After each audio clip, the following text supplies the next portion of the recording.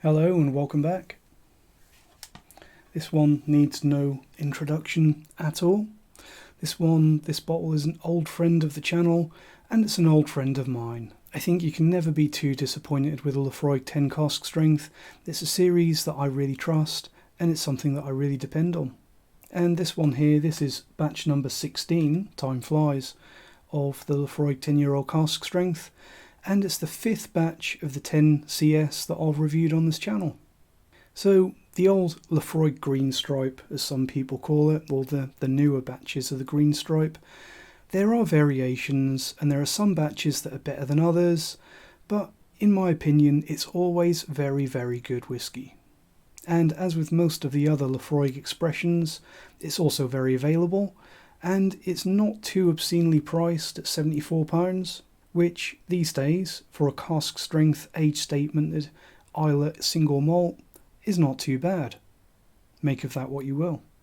So the question for this one is going to be, is it another legendary batch, or is it just going to be an okay one?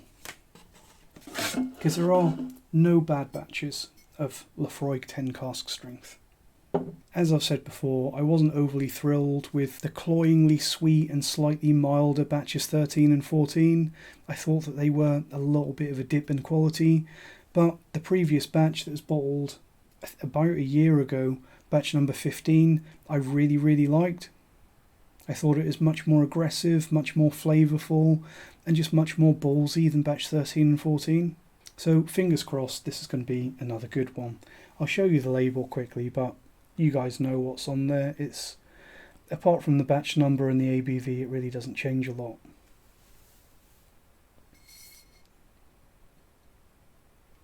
So details on the label. We know it's Laphroaig. Let's go through this quickly. Age statement, yes. Non-chill filtration, yes. Actually says so on the back label. Doesn't mention anything for colouring, which is normal for Laphroaig. Nothing more to say about that. The ABV is coming in at 58.5%, so it's a little bit higher than last year. It's about 2% higher. So let's get some in the glass, see if it's any good. I've actually had this for quite a while. I don't know what happened, but Laphroaig sent out the email saying that this was being released, and I immediately thought, even though I'm not buying whiskey, or I'm buying as little whiskey as possible this year, I knew that this is one that I had to have, because I always have a bottle of the 10 Cask Strength in the house, and I make a point of following it every year. But they said that it was on a pre-order when I first got the email, and they said it's going to ship at the end of July, I think. But I actually got this one a couple of days after I ordered it on pre-order, so I've had this one for nearly a month now. So I've had some time to get to know it and form my opinion. So Laphroaig Cask Strength, 10-year-old Cask Strength, batch 16, bottled in December 2022. So quite a long time ago. There's always some odd things going on with the bottled dates. I think batch 13 and 14 were bottled at about the same time. So they obviously look at how well it's selling before they commit to making another batch, perhaps. But anyway, on the nose. Ooh. Very smoky. It's a very smoky Laphroaig, which is obviously something that you expect. But the smoke on this one is more of a dry, almost a wood smoke, or even a cigarette smoke on the nose. Also very woody, getting aromas of polished wood. Salty, very salty and maritime and slightly briny.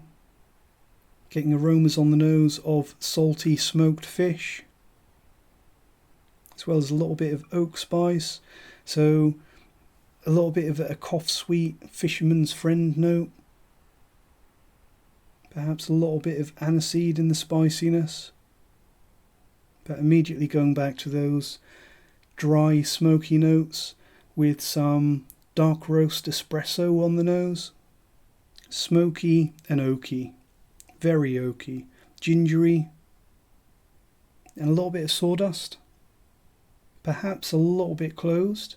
I have tried this with water, and I think, spoiler, I think this is a very good whiskey, but I think that it is that little bit closed. Even when you add water to this, it is a little bit less forthcoming than last year's batch.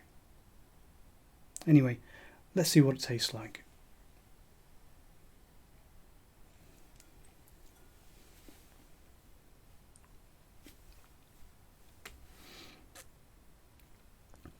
Is that natural colour? Probably not. Sadly, probably isn't.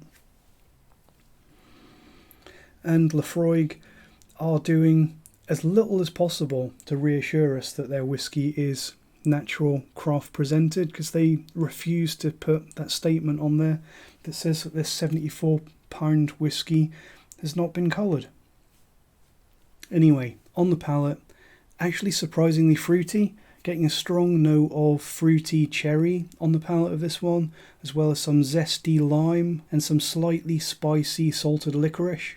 Also getting some dimethyl sulfide, so that's basically the seashore smell, so rock pools and seashores.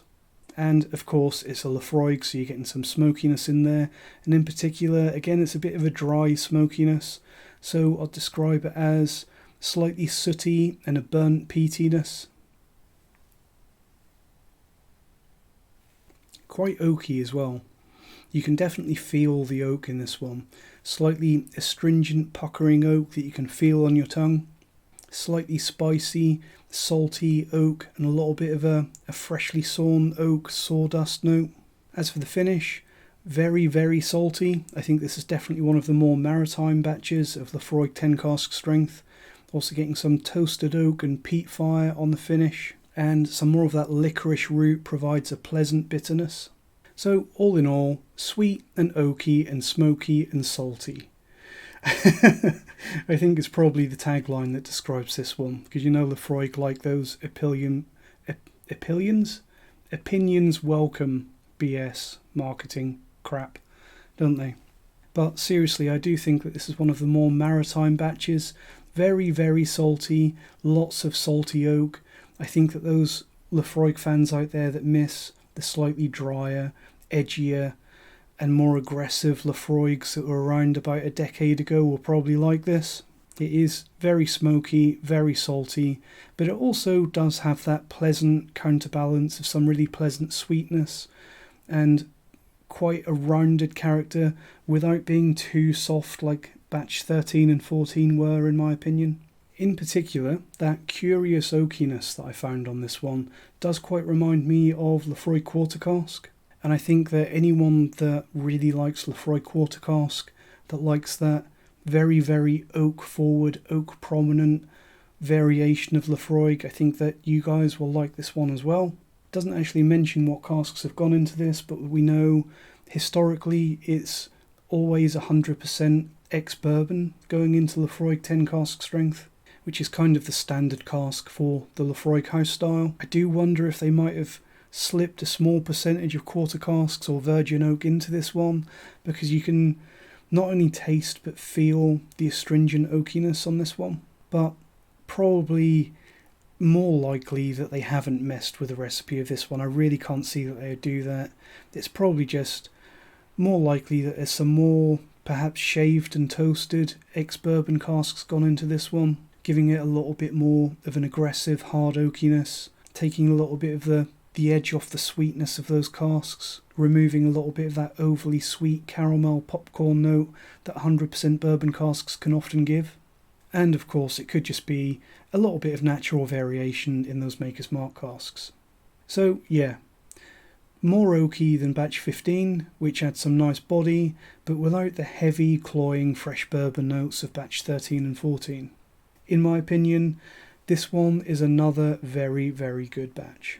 Yes, I would absolutely recommend this one, with the only reservation being that I'm now starting to see some really quite nice offers on batch 15, which has been out for a while now, and I do think that batch 15 was also really, really good. So very pleased to report that Laphroaig have done it again.